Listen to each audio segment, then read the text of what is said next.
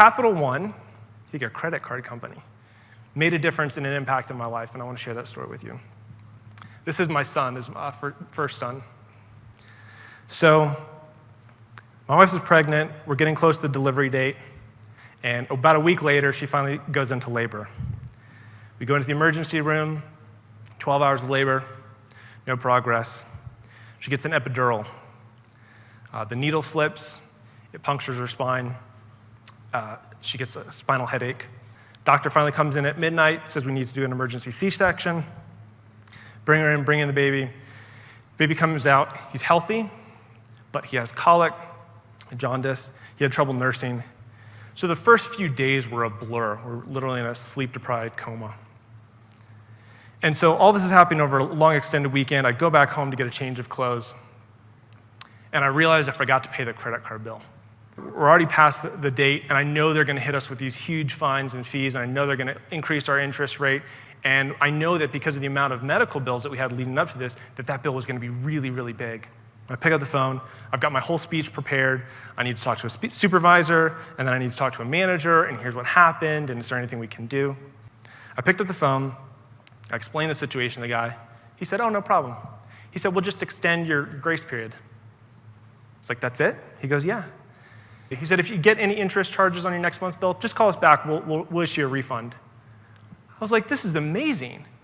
I said, I'm so amazed that you have the autonomy and the freedom to just help a customer out. He said, it's one of the reasons I love working for Capital One, is because they give me the freedom and they trust me to do the right thing for the customer.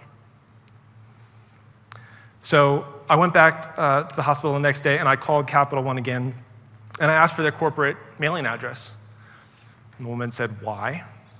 And I said, because I'd like to write a thank you letter. And I did, I wrote a letter. It was just a one-page letter. And I said, here was our experience.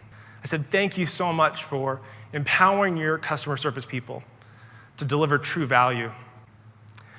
2 days later, they sent flowers to my wife's hospital room. And 2 weeks later, we show up at home and there's a $50 gift card for Bye Bye Baby.